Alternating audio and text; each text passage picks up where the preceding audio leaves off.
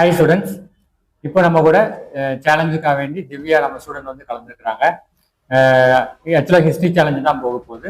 அவங்ககிட்ட நம்ம வந்து சில கேள்விகள் வந்து கேட்கலாம், அவங்க பதில் வந்து சொல்லுவாங்க. இப்போ சிந்துவெளி நாகரிகத்தை பற்றி நம்ம கேள்வி வந்து கேட்க போகிறோம். அவங்க எப்படி பதில் சொல்றாங்கன்னு நம்ம கவனிச்சு பார்க்கலாம். சிந்துவெளி நாகரிகத்தை பற்றி ஒரு பார்வை வந்து இண்டஸ் வேலி சிவிலைசேஷன் அப்படி கண்டுபிடிக்கிறதுக்கு முன்னாடி ஆர்கியாலஜிக்கல் சர்வே ஆஃப் இந்தியா வந்து 1865 வந்து ஸ்டார்ட் பண்றாங்க. ஸோ இது யாரால ஸ்டார்ட் பண்ணப்படுதுன்னா அலெக்சாண்டர் கனிங்ஹாம் மூலமா ஸ்டார்ட் பண்ணப்படுது.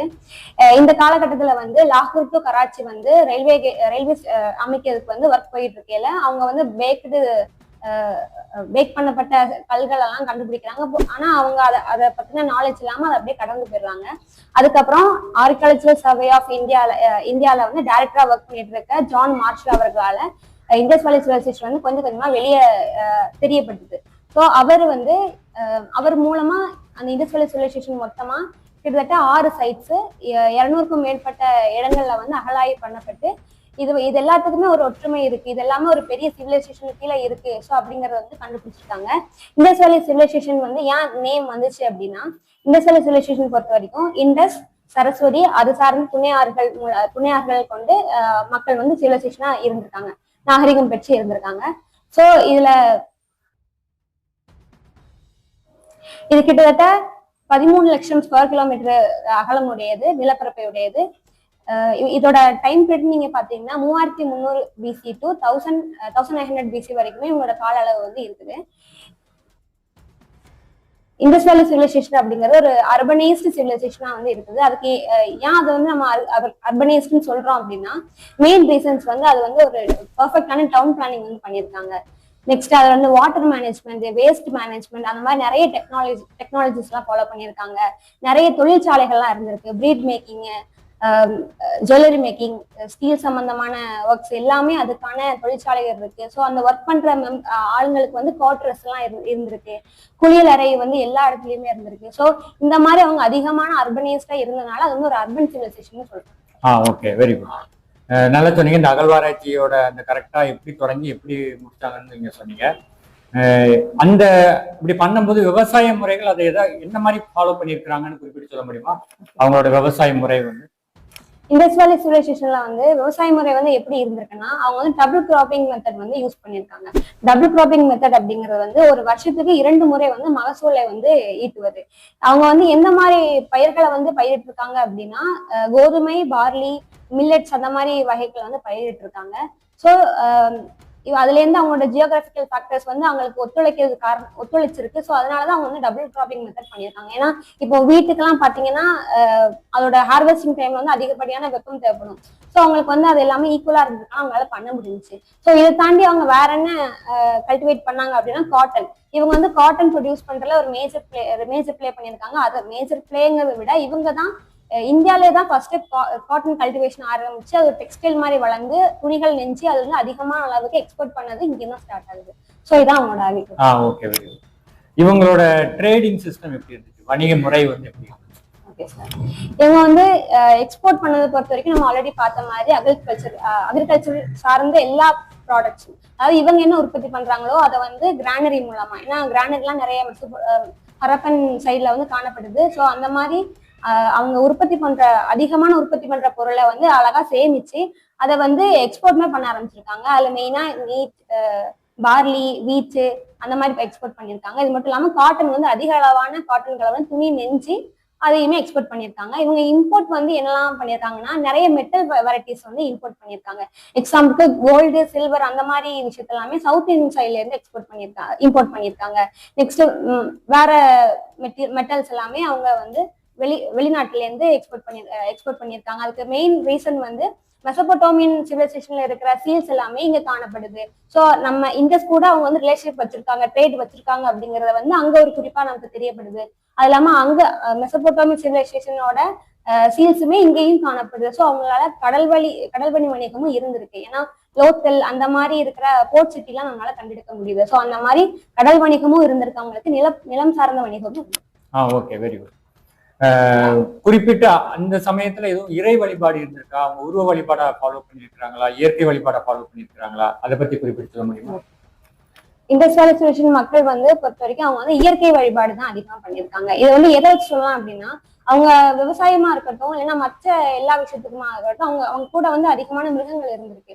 ஸோ அது நம்பிதான், விவசாயம் நம்பிதான் அவங்களோட வாழ்வாதாரமே இருக்கு. ஸோ அதுக்கு ஹெல்ப் பண்ற அனிமல்ஸ், விலங்குகளை வந்து மாடுகளை வந்து அவங்க வந்து தெய்வமா வழிபட்டிருக்காங்க.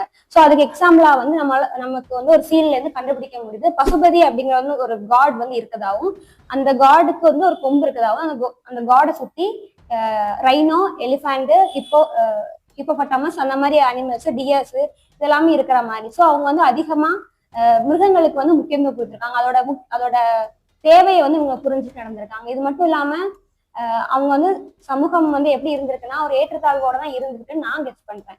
ஏன்னா அவங்களோட புதைக்கிறது, இறந்தவங்க வந்து புதைக்கிற முறை வந்து எப்படி இருந்திருக்குன்னா, அவங்க இறந்துட்டாங்கன்னா அவங்களோட உடைமை, அதாவது அவங்களோட சொத்து எல்லாமே அவங்களோட புதைக்கப்பட்டிருந்துச்சு. அந்த மாதிரி விஷயம்லாம் அகழாய்வுல வந்து கண்டுபிடிச்சாங்க. ஸோ ஒரு குறிப்பிட்ட மக்களுக்கு வந்து அதிக பொருள் இருந்திருக்கும், ஒரு குறிப்பிட்ட மக்களுக்கு வந்து பொருள் இல்லாம கொஞ்சம் கம்மியா இருந்திருக்கும். ஸோ இதனாலேயே அவங்க வந்து காசு விரியா, ரிச் பூவர் அந்த மாதிரி ஏற்றத்தாழ வந்து இருந்திருக்கலாம். இது சார்ந்து வந்து இருக்கு. Okay, very good. ஓகே, பர்டிகுலரா வந்து ஆர்னமெண்ட்ஸ், ஆர்ட் இந்த மாதிரியான விஷயங்கள் அங்க ஏதோ இருந்துச்சுன்னா சொல்லலாம். நமக்கு வந்து மொஹஞ்சதாரோல வந்து பிரைஸ் கிங் ஸ்டாச்சு அப்படி வந்து நம்மளால கண்டுபிடிக்க முடியுது. ஸோ அவங்க வந்து ஒரு ஹெட்ல வந்து ஒரு ஹெட் பேண்ட் போட்டிருக்காங்க, கையில வந்து ஒரு காப்பு மாதிரி போட்டிருக்காங்க. அவங்க வந்து ஷால்ல வந்து ஒரு நல்ல எம்ப்ராய்டரி டிசைன் மாதிரி, பூ டிசைன் மாதிரி போட்டு அவங்க இது பண்ணியிருக்காங்க. ஸோ இது மூலமா அந்த அப்போ உள்ள மக்களோட அந்த சிலை வடிக்கக்கூடிய தன்மையை நம்மளால புரிஞ்சுக்க முடியுது. அவங்க என்னெல்லாம் ஆர்னமெண்ட்ஸ் யூஸ் பண்ணாங்க அப்படிங்கிற விஷயம் நமக்கு தெரிய வருது. மேல் அந்த சிலையே அவங்க வந்து கையில வந்து வளையல் போட்டுக்கிறது, ஷால் போட்டுக்கிறது அந்த மாதிரி பழக்கம் வந்து இருந்திருக்கு. அது போக டான்சிங் கேர்ள் அப்படின்னு சொல்லிட்டு ஒரு ஸ்டாச்சு வந்து நமக்கு இன்னொன்று கிடைக்கிறது. ஸோ அந்த ஸ்டாச்சு பொறுத்த வரைக்குமே கையோட ஃபுல் அளவுக்குமே பேங்கிள்ஸ் வந்து போட்டிருக்காங்க. இது இப்ப கூட ராஜஸ்தான்ல இருக்க பழங்குடிகள் வந்து அந்த மெத்தடை வந்து ஃபாலோ பண்ணிட்டு இருக்காங்க. கை நிறைய வளையல் போடுற விஷயம் வந்து இது பண்ணிட்டு இருக்காங்க. மெயினா அந்த வளையல் சங்கால ஆன வளையல்கள் எல்லாம் மேக் பண்ற சாலை வந்து காலிபங்கன் அந்த சைட்ல இருந்து அதிகமா எடுத்திருக்காங்க. ஸோ அவங்க வந்து நிறைய விலை உயர்ந்த பீட்ஸ் இது பண்ணியிருக்காங்க. மாணிக்கம் கற்கள், கிரீன் கலர்ல இருக்க ஸ்டோன்ஸ், அந்த மாதிரி நிறைய ஸ்டோன்ஸ் எல்லாம் வச்சு பீட் மாதிரி மேக் பண்ணி அதுவுமே ஆர்னமெண்ட் கூட இன்க்ளூட் பண்ணியிருக்காங்க. ஸோ அது நெக்ஸ்ட் அவங்களோட ஆர்ட்னு பார்த்தோம்னா, துணியை வந்து நெஞ்சு அந்த துணியில வந்து அதிகமா டிசைன்ஸ் கொண்டு வர்றது வந்து அவங்களோட ஒரு வழக்கமா இருந்தது. அது வந்து நம்ம ப்ரீஸ்டிங் சில மூலமா நமக்கு வந்து அது புரிய வருது. ஸோ அது மட்டும் இல்லாம மட்பாண்டங்கள்ல இருந்து அவங்களோட ஓவியத்திறன், அதை வந்து ஷேப்பா வடிக்கிறதுல இருந்து ஒரு எல்லா பானையுமே ஈவன் ஷேப்ல இருக்கு. அது எல்லாமே டிசைனா இருக்கும். ஸோ அது மூலமா அவங்களோட ஆர்ட்டுமே நம்மளால புரிஞ்சுக்க முடியும். Okay, very good. குறிப்பிட்டு இப்போ இந்த சிந்துவெளி நாகரிகம் வந்து வீழ்ச்சி அடைந்ததுக்கான காரணங்களை எதாவது சொல்லலாம்? சிந்துவெளி நாகரிகம் வந்து வீழ்ச்சி அடைஞ்சதுக்கு வந்து மேபி அவங்க வந்து மைக்ரேட் ஆயிருக்கலாம். ஏன்னா கீழே சவுத் இந்தியன்ல வந்து வேற சிவிலைசேஷன் போய்கிட்டு இருந்திருக்கு, கிழடி அந்த மாதிரி போயிட்டு இருந்திருக்கு. அது இல்லாம அவங்க வந்து மைக்ரேட் ஆயிருக்கலாம், அது ஒரு ரீசனா இருக்கலாம். இல்லைன்னா இவங்க வந்து இருக்கிற இடமே ரிவர் பக்கத்துல இருக்கிறதுனால அதிகமான மழை பொழிவுனால ஃப்ளட் வந்து அவங்க வந்து அழிஞ்சிருக்கலாம். அது மட்டும் இல்லாம மொஹஞ்சதாரோல வந்து அதிகமான புதை உண்ட பிணங்கள் வந்து அந்த எலும்பு கூடுகள் வந்து கண்டுபிடிக்க முடியுது. ஸோ ஏதாவது படையெடுப்பு கூட நடந்திருக்கலாம், இல்லைன்னா அங்க ஏதோ ஒரு காரணம் மூலமா அவங்க அதிகமா இறந்துருக்கலாம். ஓகே. சிந்துவெளி மக்களோட அந்த ஸ்கிரிப்ட் வந்து குறிப்பிட்டு சொல்லுங்க. இப்ப அவங்களோட சிந்து சமவெளி மக்களின் ஸ்கிரிப்ட் வந்து எப்படி இருந்திருக்கு அப்படின்னா, இத பத்தி அதிகமா ஆராய்வு பண்ணது வந்து ஐராவத மகாதேவர் அவர்கள் தான். அவங்க வந்து என்ன சொல்றாங்கன்னா, திராவிடன் முந்தைய மொழிகளுக்கும் அந்த சிந்துவெளி சமவெளி மொழிகளுக்கும் ஒரு ஒப்பு இருக்கு, ஒரு சம்பந்தம் இருக்கு அப்படின்னு சொல்றாங்க. ஏன்னா அவங்க யூஸ் பண்ற சிம்பிள்ஸ் வந்து ஓரளவுக்கு மேட்ச் ஆகுது. கீழடியில இருந்து கண்டுபிடிக்கப்பட்ட பானை கோடுகள் வந்து கிடைக்கிற அந்த சிம்பிள்ஸ் எல்லாமே மேட்ச் ஆகுது. ஸோ அவங்களோட வார்த்தைகள், உச்சரிப்புகள் எல்லாமே தமிழ் சார்ந்த வார்த்தைகள் அந்த மாதிரி விஷயம்லாம் இருந்திருக்கு அப்படின்னு வந்து அவர் சொல்லியிருக்காரு. ஸோ இது சார்ந்த விஷயங்கள் ஸ்கிரிப்ட் வந்து திராவிடன் ஸ்டைல இருக்கு அப்படின்ட்டு சொல்லப்பட்டிருக்கு. Okay, very good.